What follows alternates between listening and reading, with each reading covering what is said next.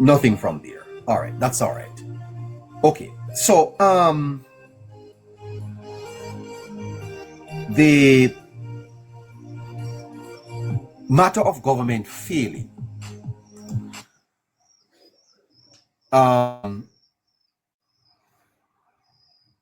What are the consequences when your government fails to a society? When government fails its people, then the horizon of possibilities shrink, and the weight of essential dread settles in. The weight of essential dread settles in. And so that man yesterday that shared his story about the failure of the government in the 1990s is not just a statistic. He's a testament to the notion that the state is the march of God. The state is the march of God in the world. In other words, governments exist to carry out the directions of God. And when the government fails its people, we need to examine what happens.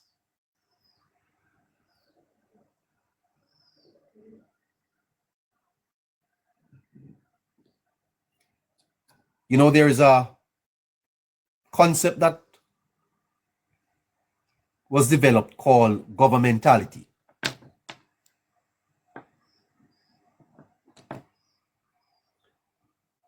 And the governmentality led to a type of regime that controls the economy. And that type of control of the economy suffocates the citizens. And when we look back at the financial meltdown in the 90s, it wasn't just an economic crisis, you know. It was a crisis of the human spirit.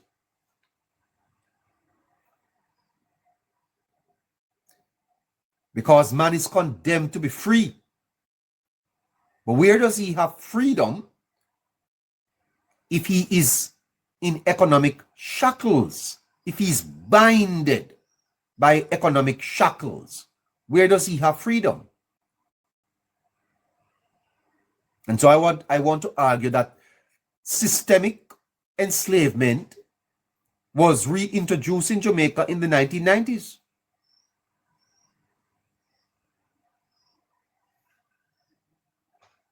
Future generations are bearing the burden of failed government policies. It's not just a financial burden. It's a perpetual reminder that the state's failure to provide the good life that Aristotle speaks about. Aristotle speaks of the good life. And how many Jamaicans can truly say that they have a good life? And how many Jamaicans can confess that they have been robbed of a good life? The Perkins used to talk about a man, his gardener, who used to tell him that he never born with machete. He born with law. But because his parents couldn't afford it, while he was in Mr. Perkins' garden. How many Jamaicans this morning failed in their dreams because of the failure of the state. How many Jamaicans are undereducated, fall by the wayside because the good life was denied them by failed economic policies? It is a tragedy.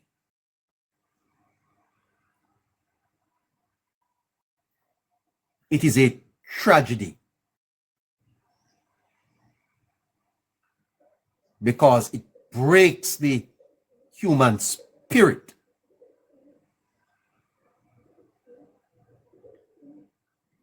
And it enslaves people. They go back into shackles.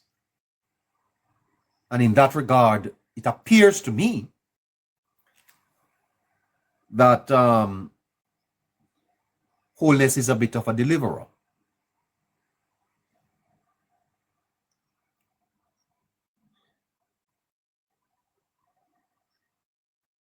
Because when you contrast that to this government's effort to create jobs, to lower the debt, and to tackle crime, all of these are attempts to reconstitute the social contract. It's a redefining of what government exists to do. And you know, the people enter into a social contract with their government. They give up power, you know, their will. It's your will that you sublet to the government. And you expect that the government would use that which you have given up to advance your own cause. And so there is a rewriting of the social contract in Jamaica. It is true.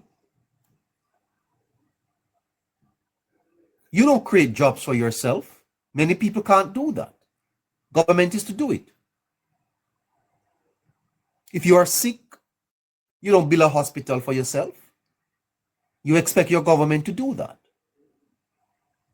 You expect your government to build roads and schools and equip the police with the resources to do their work.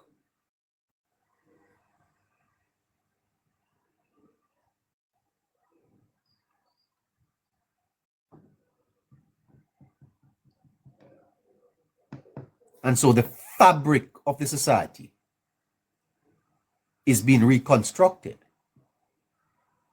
Torn, decimated, destroyed even, is now under reconstruction. And I think we have to be patient. We have to be patient because a society that suffered social decline is not repaired overnight. It's not a broken hand that you put in a cast.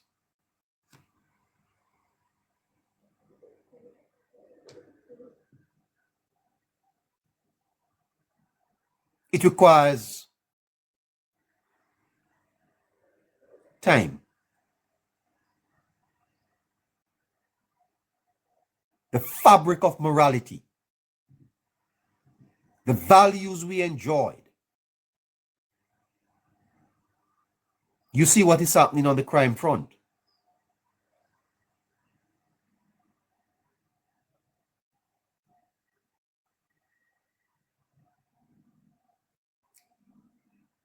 And we must critically evaluate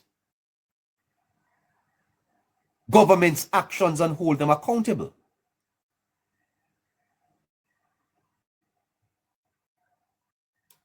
Because the decisions your government make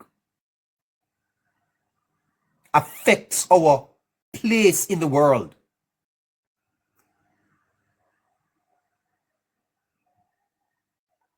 We must not allow government to get away with bad policies.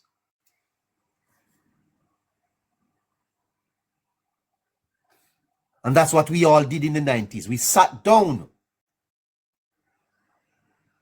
and allowed our country to enter back into slavery. Because when governments fail, it's not just a matter of policy. It's an affront to our very existence.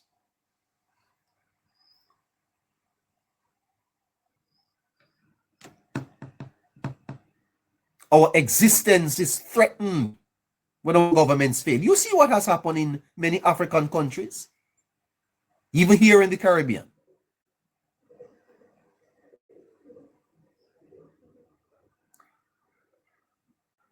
And you know, it is important for us to understand what the role of government is.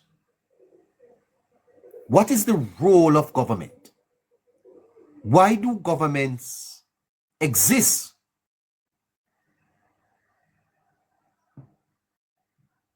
And at the core of government is to serve the people. In this multifaceted definition of government, the service of the people is like a ship, you know,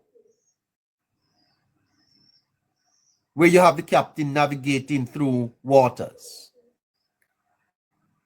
And you expect the government to steer the ship towards prosperity, towards safety, and towards progress.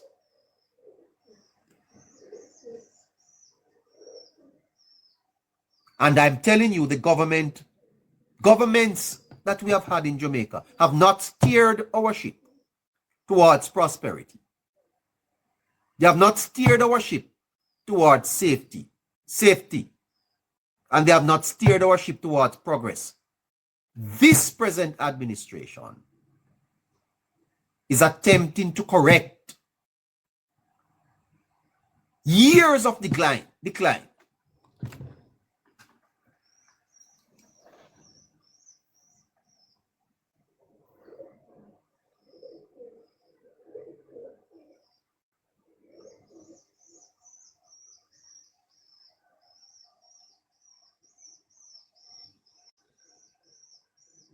And many Jamaicans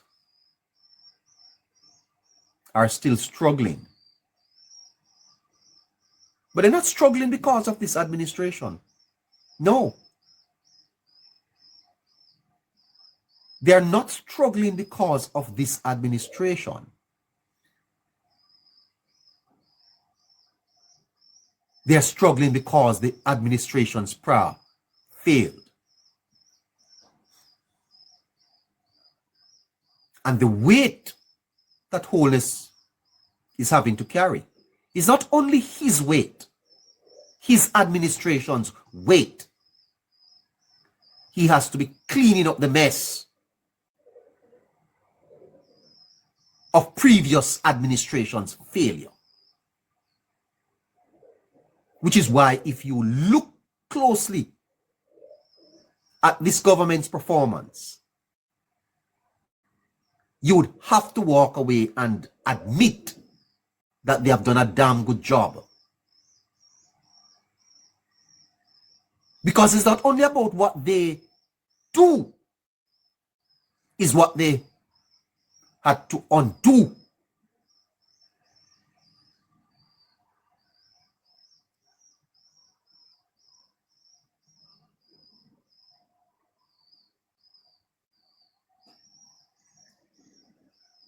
And the people of Jamaica were taken out of an economic shackles. And it's very sad, you know.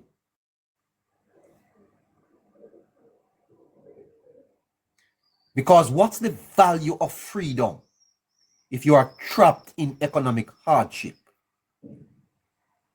Because you're not truly free.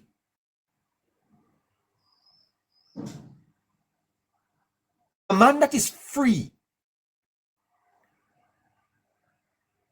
is a man that is able to provide the means of his subsistence. That is what constitutes the fundamentals of society. And when a people are bound by joblessness, they aren't free. There's no freedom and you're poor. There's no freedom when you can't provide for yourself and your family. And in the social contract, why do you think people get involved in crime? You know, the instinct to survive is very strong, you know. Existential instinct. You know, Karl Marx argued that true freedom requires economic liberation.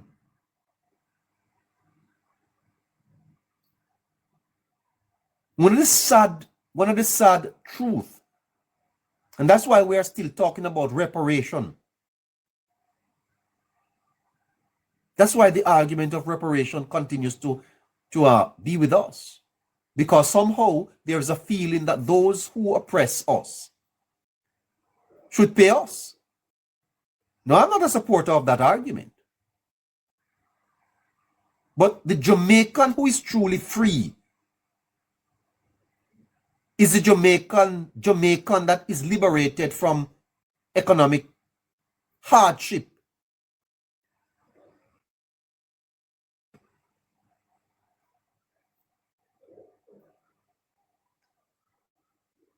Because if you are stuck in poverty, struggling to survive, you don't really have no choice. You know, on the plantation, the women were chattels. They never determined who they got impregnated for. Whichever stud the slave master paired them with, that was it. Can you imagine you don't have liberty over your own body? That's graping.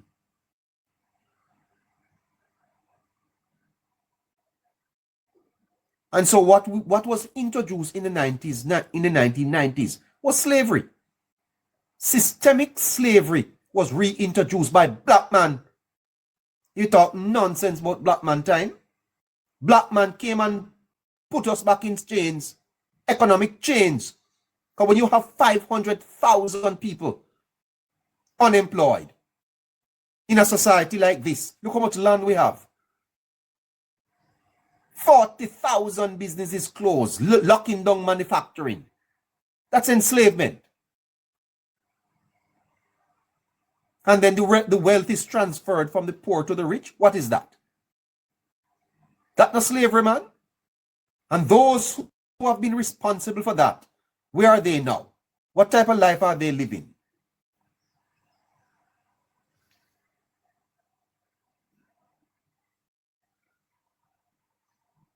These shackles represent systemic barriers, lack of access to resources, lack of access to good health care, lack of access to education, unequal opportunities, exploitative labor, the limit that is placed on the potential of Jamaicans. I could say some things this morning that would shock you, but make it stay.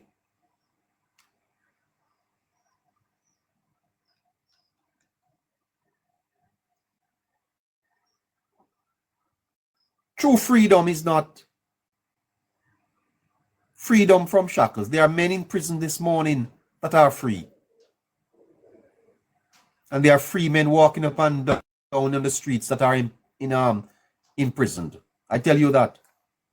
Being imprisoned don't mean that you are chained, you know. There are men in prison freed. And there are free people out on the street that are imprisoned. You're not truly free if you don't have choices. And you see this patronage politics that we practice in Jamaica. This buying of votes and slavery, you know. That's how you control people. No man could turn at my gate and give me $5,000 to vote for them. And if you can do that to an individual, then that man is not free.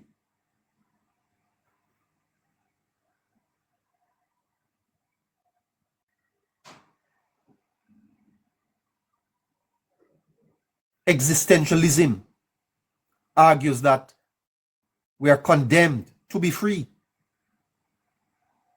But what if economic constraints make those choices illusionary? If you are desperate for a job, are you truly free to choose your path? If you can't find a job, how can you be free?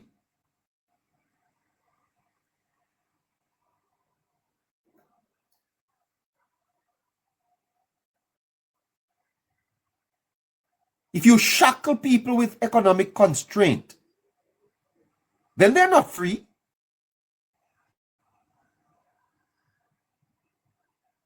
Because what people need are capacities and capabilities. For people to be truly free, they need access. Access to opportunities. How men organize to produce the means of their subsistence constitutes the fundamentals of society. Without these, economic shackles binds you to possibilities. And in the context of Jamaica, this could mean if people are trapped in poverty, limited by lack of access to capital or jobs, are they truly free to pursue their dreams?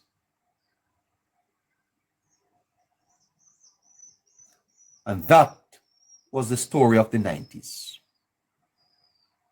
Systemic enslavement reintroduced in the society by bad economic policies. And today, the shackles are being removed. But somehow, the Jamaican people are failing to recognize that they are being freed and to credit the government for it. Because when a government creates opportunities for its people, it equates to liberating the people. You see all this NHT housing something? Oh my gosh. Anyway. And you know, the idea of economic slavery is nothing new, you know.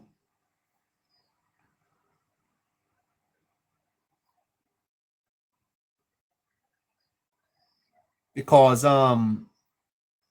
there's much study out there where systemic issues like economic hardship create conditions that are akin to bondage.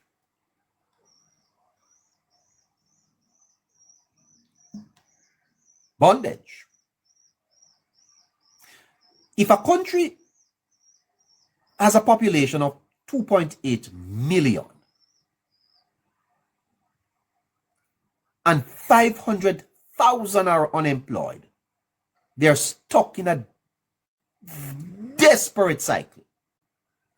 That country cannot be wealthy.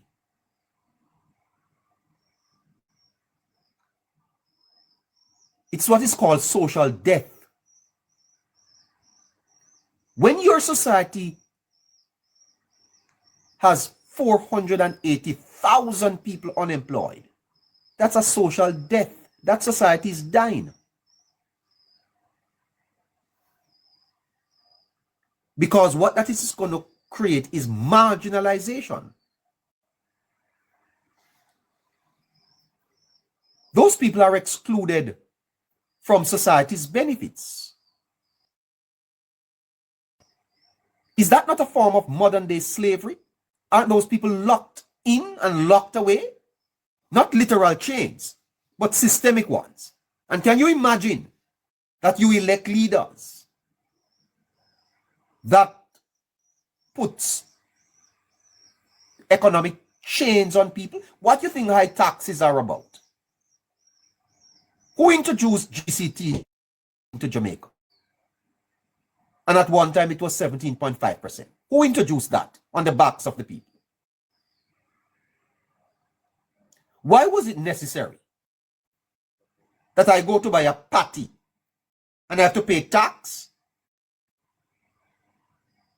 One patty? You tax patty, man?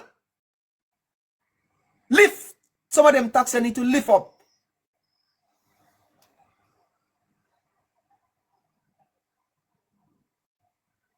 I have to buy a patty, man, and I have to pay tax on the patty.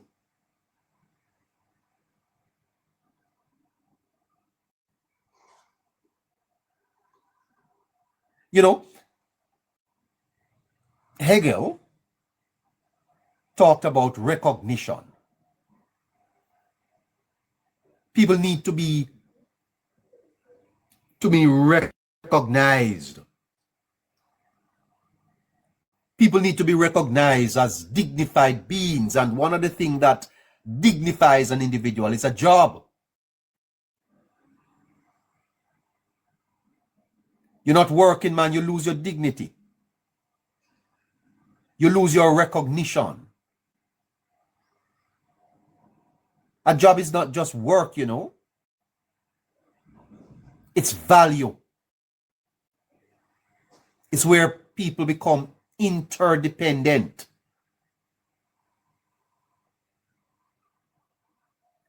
And not only are you dignified, but you are dignified with agency.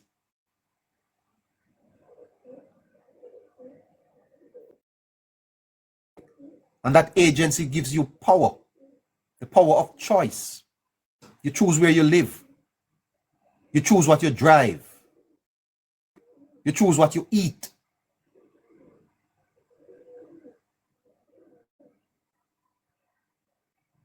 And so when government enables systems that perpetuate inequity and inequality, then they are denying their responsibility.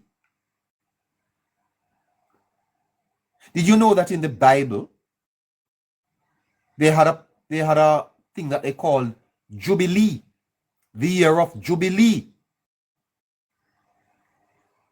And you know what Jubilee represented? It represented debt forgiveness. More than 2,000 years ago, the Bible hints at economic bondage as a form of oppression needing remedy. Yes, the year of Jubilee in the Bible was a year of debt forgiveness because God introduced that as a means of releasing the people from slavery. And let me tell you this, my listeners. I understand that there have been 10 years of no tax in Jamaica. Is that true? Is it true that for the last 10 years, the government they put on no tax on the people?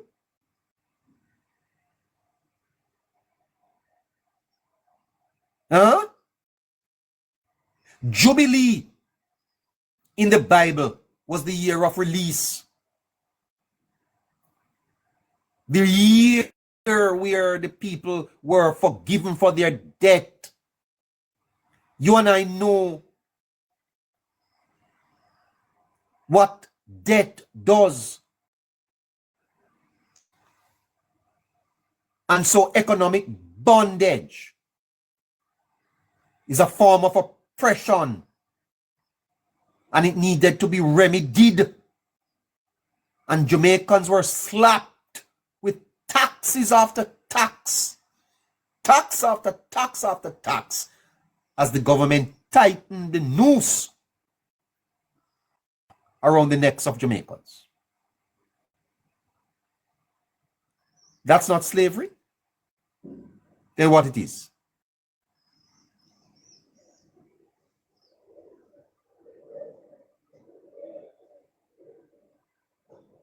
And then when you drill that down to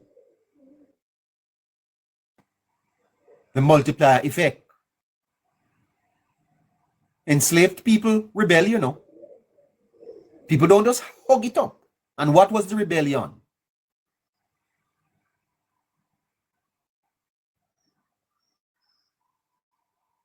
Social decline and decay in the society. And when people lack access to stable, well-paying jobs, it can lead to a desperate sense of hopelessness. You know, the Prime Minister highlighted the issue, that is wholeness, when he said that crime was eating away the country's human resources, and that many young people are getting caught up in gangs instead of contributing to the economy. The data shows that Jamaica's poverty rate decreased from 16.7% in 2021 to 8.2% in 2023. Poverty in Jamaica was as high as over 20%. 20% of your population living in poverty. You know what poverty is defined as, according to the stats? I think they're surviving on less than what? $2 per day.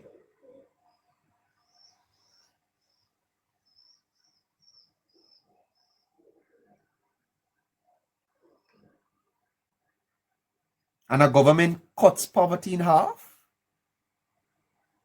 That's slavery. That's releasing people from slavery. You know, every year, Food for the Poor at Christmas release some people from prison. They pay for them to come out